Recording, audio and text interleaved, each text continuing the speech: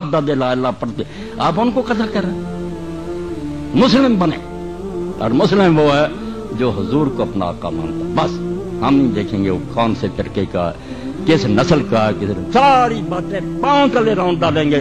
जब उसने क्या किया, जैसा आका को तू मानता मैं भी उसको मानता, हमें इसके सिवा कोई शय नहीं चाहिए। दर दिले मुस्लिम मकाम मुस्तफा आबरूए नामे।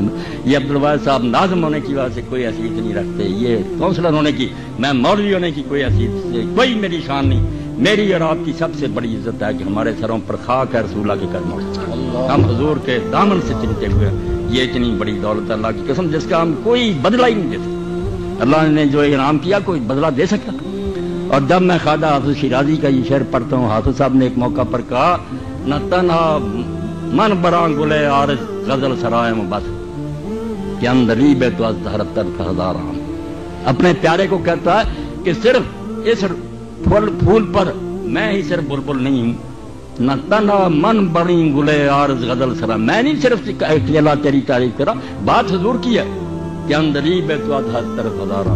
जिधर नजर दौड़ाते हैं हजारों बुलबुलें हैं जो क्या करेंगे, तारीफें कर करके थक गए, शायर थक गए, आलम थक गए, और रब की कसम वो समुंदर में से कतरा भी नहीं बयान करते। सारी उम्रें गुजर जाएं, हुजूर की शान नहीं बयान करते। जो मर्तबा हुजूर को अल्लाह ने दिया, और मैंने देखा कि इस बारे में उम्मत में से किसी ने कोताही नहीं की। ये हमारी बदकिस्मती है कि कुछ लोग कह देते हैं ये वहाबी और अहल हदीस लोग या देवबंदी गुस्ताखी करते हैं, वो कहते हैं बरेलवी कर।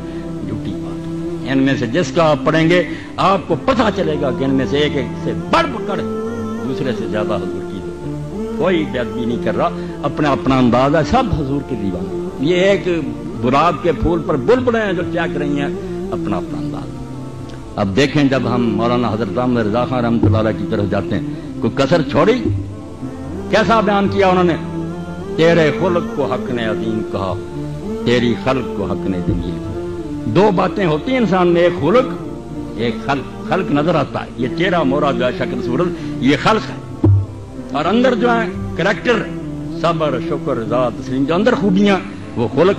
वो कहते हैं कुरान में जब पढ़ते हैं, फाज़िल बरेलवी रहमतुल्लाह अलैह कहते हैं, तो किसी की तारीफ में अल्लाह ने ये कहा, इन्नका लअला खुलुक़िन अज़ीम, तेरे खुल्क को हक ने अजीम कहा। अजीम से आगे अरबी में कोई लफ्ज नहीं है। वहुवल अलियुल अज़ीम, जब किसी की अजमत बयान करते हैं, कितना मर्तबा उसका, अल अज़ीम अल्लज़ी ला मुंतहा लिअज़मतिही, जिसकी शान के आगे कोई हद नहीं है। अजीम, तेरी खुल्क को हक ने अजीम कहा, तेरे खुल्क को हक ने अजीम कहा, तेरी खल्क को हक ने जमील किया। जाहिरी शक्ल भी ऐसी बनाई कि जिस सहाबी ने 14वीं रात का चांद चमक रहा था, हज़रत जाबिर बिन समरा रज़ी अल्लाह अन्हु फरमाते, मैंने देखा हुजूर ने उस वक्त सुर्ख जोड़ा पहना हुआ था, मैं कभी चांद की तरफ देखता, कभी हुजूर की तरफ देखता, अल्लाह की कसम हुजूर मुझको चांद से ज्यादा खूबसूरत लगे। तेरे खुल्क को हक ने अजीम कहा, तेरी खल्क को हक ने जमील की। कोई तुझसा हुआ है न होगा शाह, तेरे खाल के हुस्न अदा की कसम, जिसने तुझको पैदा किया, मैं उस खुदा की कसम से कहता हूँ। मौलाना मिर्ज़ा खां कहते हैं कि ना तेरे जैसा कोई बनाया ना बनाएगा, कोई तुझसा हुआ है ना होगा शाह, तेरे खाल के हुस्न अदा की कसम। फिर हम देवबंद की तरफ गए कि तुम लोग क्या कहते हैं। मैंने देखा कि जिस शख्स ने देवबंद की बुनियाद रखी थी, मौलाना मोहम्मद कासिम नानोतवी रहमतुल्लाह अलैह, अब जो इनका पढ़ेगा उसे पता चलेगा कि इनमें से हर शख्स रसूलुल्लाह का कैसा खादिम था, कैसा महाज उसने संभाला हुआ।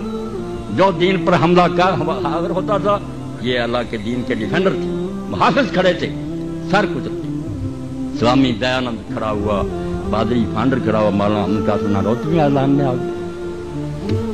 उनको भागते हुए रास्ता निकाला। अब उन्होंने लंबा कसीदा कहा जिसमें कहते हैं क्या अगर अल्लाह के रसूल लगाता हाथ न पुतले को बुल बशर के खुदा, अगर वजूद ना होता तुम्हारा आखिरकार। अगर आदम अलैहिस्सलाम की नस्ल से हुजूर आपने ना पैदा होना होता, अल्लाह आदम के पुतले को कभी हाथ न किया। अल्लाह ने क्यों आदम को बनाना, लगाता हाथ ना पुतले को बुल बशर के खुदा, अगर वजूद ना होता तुम्हारा आखिरकार। और जब कसीदा खत्म हुआ, 2-3 सफ़े का, बड़ी लंबी नात, और आखिर में जो तमन्ना जाहिर की, अब नालायक लोग कहते हैं, अगर मैं कहता हूँ मैं सगे मदीना मदीने का कुत्ता, ये कई है हदीस से तराज करते तो नफाक जानवर।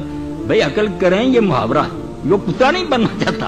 आज ही की बात कहता कि हुजूर के दरबार का मैं कुत्ता ही बन जाऊं, वो पाक न पाक की बहस में नहीं फंसता हुआ, آپ اپنی نالائکی سے بحث میں الجھتے ہیں.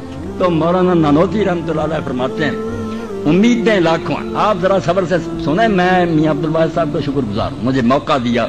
یقین جانے رسالت مآب علیہ السلام کا تذکرہ میری رضا ہے. میں سمجھتا ہوں نالائق ہیں جو حضور کی امت میں ایک دوسرے کو لڑاتے ہیں. آپ کا امتی ہونا کوئی چھوٹی بات ہے. تو فرماتے ہیں مولانا پھر آخر میں تمنا کہ میں چاہتا کیا, امیدیں لاکھوں ہیں. کہتے ہیں امیدیں تو ختم ہی نہیں ہوتی. آدمی یہ بھی چاہتا, یہ امیدیں لاکھوں ہیں لیکن بڑی امید ہے یہ کہ ہو سگانے مدینہ میں میرا نام شمار. وہاں کے کتوں میں مجھے شمار کریے. جیوں تو ساتھ سگانے حرم کے چہرے پھروں, مروں تو کھائیں مدینہ کے مجھ کو مور و مار. وہاں میری قبر بنے, وہاں کے سانپ اور کیڑے مجھے کھا دیں.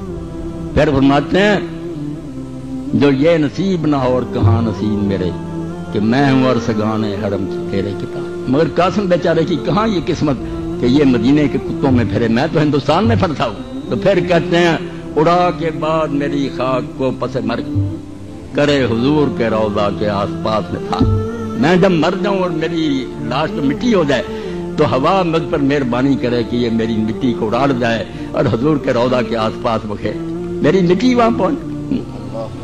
جو یہ نصیب نہ اور کہاں نصیب میرے کہ میں ہوں اور سگانے مدینہ کی تیرے کتاب. اڑا کے بعد میری خاک کو پس مرگ کرے حضور کے روضہ کے آس پاس نثار. پھر بیچارے کہتے ہیں یہ بھی کیسے ہوگا, میں چاہتا ہوں مگر کہاں جائے گی میری مٹی. ولے یہ رتبہ کہاں مشت خاک قاسم کا کہ جائے کوچا ہے اتھر میں تیرے بن کے غبار. آخر میں کہتے ہیں بس اب درود پڑھ اس پر اس کی آل پہ تو کتاب و خوش ہو اس سے تجھ سے اور اس کی اترتے تھا. بس درود پڑھ الہی اس پہ اور اس کی آل پہ بھیج, وہ رحمتیں کہ عدد کر سکے نہ ان کو شمار. کسی کمپیوٹر میں نہ آئے اتنے درود حضور پر نازل کر. سن لیا دیوبندی کا. پھر میں شیعوں کی طرف گیا کہ آپ لوگ کیا کہتے ہیں. اس کتاب کو دیکھا جو صحیح بخاری کے درجے کی, کافی کو دیکھا, اصول کافی میں پڑھا. رسول کریم علیہ السلام کے حالات میں آیا کہ لوگوں نے امام جعفر الصادق علیہ السلام سے کہا کہ امام رسول کریم صلی اللہ علیہ وسلم کے بارے میں کیا کہتے ہیں. انہوں نے کہا ہمارے دادا نے تو امیر المومنین علی علیہ السلام نے یہ فرمایا تھا ما برا اللہ نسمۃ خیر من محمد صلی اللہ علیہ وسلم. اللہ نے کوئی جان ایسی نہیں پیدا کی نہ زمین میں نہ آسمان میں جو محمد رسول اللہ سے بڑھ کر, حضور سے بہتر اللہ نے کوئی پیدا نہیں. جو بنانا تھا نا رخ مصطفیٰ ہے وہ آئینہ, کیا بیسا دوسرا آئینہ, نہ ہماری چشم خیال میں نہ دکان آئینہ تھا. اللہ نے وہ سانچہ ہی توڑ دیا, نہ آپ جیسا بنایا نہ بنائے گا, بالکل کوئی نہیں بنایا نہ بنائے گا. حضور کو بے مثال بنایا, اپنی کائنات میں ایسا بنا دیا جس کی کوئی نظیر اور مثال نہیں. بھوپال چلا گیا پھر میں, اور میں نے اس شخص کو دیکھا جس کی وجہ سے ہندوستان میں یہ تحریک اہل حدیث پھلی پھولی, جس کو اللہ نے موقع دیا کہ شاہ جہان بیگم جو ریاست بھوپال کی بیگم تھی, نواب تھی, انہوں نے اس سے نکاح کر لیا. سید نواب صدیق حسن خان تو 300 سے زیادہ کتاب لکھی عربی میں, قرآن کی تفسیریں حدیثیں, اور سارے اس ملک میں نیل اوتار فضل الباری انہوں نے لا کر چھپا کر لوگوں کو. ان کا سیدھا نفس تیب دکھا کہ نواب صاحب آپ کیا کہتے ہیں حضور, لم یخلق اللہ القدیر عدیلہ فی عزت و فضیلت و ضیاء. اللہ نے رسول اللہ کے برابر کا کوئی پیدا نہیں کیا, جو شان اور مرتبہ حضور کو دے دیا کسی کو. جدھر دیکھا لوگ حضور کے دیوانے نظر آئے, اس پھول پر بلبلیں جو ہے طواف کرتی نظر آئے, کوئی گستاخ نہیں نظر آیا, کوئی گمراہ نہیں نظر آیا. یہ لوگوں کی تنگ ظرفی اور دماغ کی تنگی ہے کہ اپنے گھروں میں بیٹھے ہیں کہ ہم ہی مسلم ہیں, دوسرے مسلم نہیں, سب مسلم. آپ اس کنویں کے مینڈک کی طرح نہ رہیں, نکلے اس کنویں سے سمندر میں چلے جائیں, سب نظر آئیں گے کہ بڑے بڑے عالم ہیں, تہجد گزار ہیں, اولیاء اللہ ہے, شیعوں میں بریلویوں میں کوئی کافر نہیں. مسائل ایسے ہی کسی کو جو پہنچا بیچارہ سمجھ رہا کہ حضور نے یہی فرمایا, کوئی وہی نہیں آ رہی کسی کو, نہ حضور مل رہا کہ فاصلہ ہو جائے کہ آپ نے رفع یدین چھوڑ دیا تھا یا نہیں چھوڑ دیا تھا. جن بیچاروں کو پتا چلا آپ آخر تک کرتے رہے, وہ اپنے باپ کی سنت سمجھ کر کرتے, انہوں نے کہا حضور کرتے رہے, کیوں اجر نہیں ملے گا. جو نہیں کرتا وہ بیچارہ کہتا ہمیں تو علماء نے بتایا کہ حضور پہلے کرتے تھے بعد میں چھوڑ دیا. اب یہ بات صحیح ہے یہ علماء فیصلہ کرتے, پھر ایک آدمی نے اگر چھوڑ دیا کہ علماء کہتے ہیں یار حضور نے چھوڑ دیا, اس بیچارے کی نیت کا اس کو اجر ملے گا یا نہیں ملے گا. اللہ ظلم کرے گا, دیکھے گا کہ اس بیچارے کو یہی خبر ملے گی. میرے حضور کا یہی پتہ چلا تھا, وہ جو کر رہا ہے سمجھ کر یہی کر رہا ہے کہ رسول اللہ کا یہ عمل ہے. اس لیے ناراض نہ ہوں, دل تنگ نہ کریں, ایک ہی سب میں کھڑے ہیں, آپ رفع یدین کر رہے ہیں وہ نہیں کر رہے, خوش ہو جائیں. آپ کا دل پھول کی طرح کھل جائے کہ یار ایک نمونہ حضور کا میرے پاس ہے، دوسری تصویر اس کے پاس. کوئی ناراض نہیں ہونا چاہیے، بلکہ اگر سفیان ابن عیینہ کی طرح کریں، میرا مشورہ یہ مولوی مان لیتے تو ہر عالم جو تھا وہ کبھی رفع دین کرتا، کسی نماز میں چھوڑ دیتا. اہل حدیث بھی اسی طرح کرتے، جو بندی بھی اس پر آتے، اور اس سے کوئی اسلام نہ ان کا برباد ہوتا، حضور کی ساری سنتوں پر عمل ہوتا.